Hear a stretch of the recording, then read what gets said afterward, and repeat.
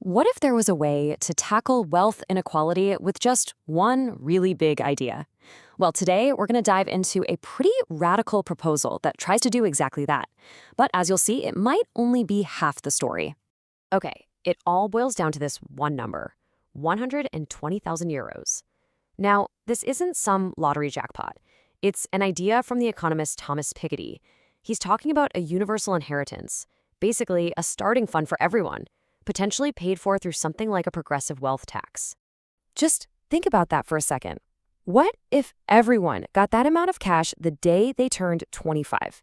It's a pretty wild thought, right? But the big question is, would it actually work? That's what we're really digging into here. So, to really get why this idea even exists, we have to back up a little and look at the problem it's designed to fix. It's all about this concept of resetting the starting line. See, the thing about wealth inequality is that it's not just a gap between rich and poor. It's more like a feedback loop, a cycle that feeds itself. If you're lucky enough to start with some capital, well, that money can make more money. But if you start from zero, man, it's a constant uphill climb just to get by.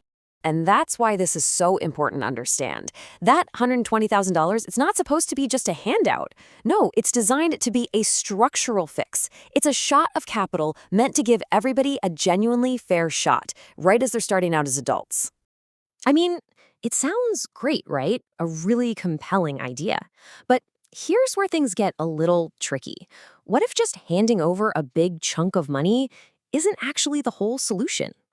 And you know what? We don't even have to guess. We've got decades of real-world examples to look at. Think about something like foreign aid.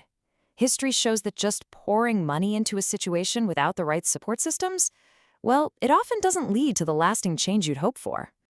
And that right there is the heart of the counterargument.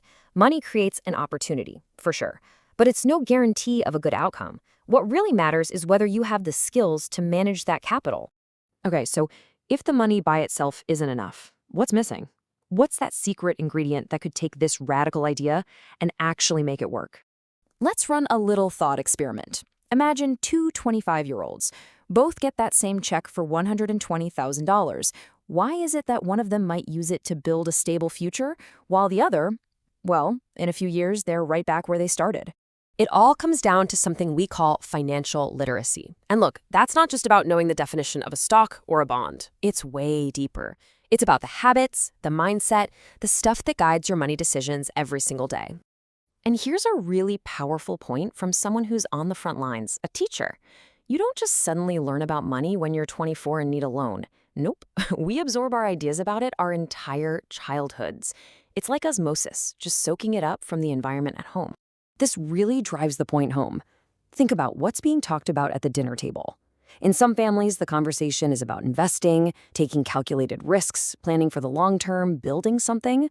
But in other families, the conversation is out of necessity about just making it to the next paycheck, paying the bills, and staying out of debt. Now, neither one of these is wrong, but they quietly script two totally different financial futures for the kids listening in. So this brings us to an even bigger hurdle. You might think, okay, just teach this stuff in school. But it's not that simple. And that's because of what some call the two-generation problem. Here's the problem in a nutshell. What a kid learns in a classroom can be completely canceled out by what they see and experience at home every day. And let's be real, those real-life lessons, they often stick a lot more than a textbook. And this is how you get a generational trap. So, step one, a kid gets a great lesson at school about saving or investing. Cool. But step two, they walk in the door at home and that world feels a million miles away from the lesson. So what happens? Step three, the lesson from school gets neutralized. It just kind of evaporates, and the old family habits just keep rolling on. So if you want a solution that actually sticks, you've got to tackle this from both sides. You absolutely have to teach the kids, and you've got to start early, like around 10 or 11, when they're forming those core ideas. But you also have to help the parents, giving them the tools and resources to create a more stable financial environment at home. And that brings us to the full picture. See, it's not an either-or situation. It's not capital or education. To make this work, it has to be both. They have to work hand in hand. So you've got this two-part intervention. First, you have the capital, the $120,000 at age 25. Think of that as the structural fix. It literally changes the starting line. But then you have the financial education, starting way back in childhood. And that's the behavioral fix. That's what makes sure people actually have the tools to use that capital well. So, to be really clear, the point here isn't that Piketty's idea is wrong. Not at all. It's actually a pretty brilliant and powerful idea. It's just incomplete. It's a fantastic first step that needs a second piece to really truly work. Let's put it this way. The money, that changes your starting position. But the education, that changes your entire trajectory. It's what teaches you how to run the race. And that's the whole vision right there.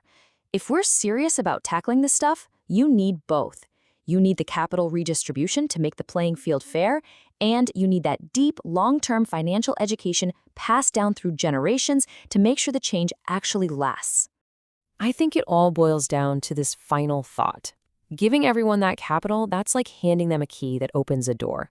But all the education that comes before, that's what teaches them how to use the key, gives them the confidence to turn it, and shows them how to actually walk through that door into a new future.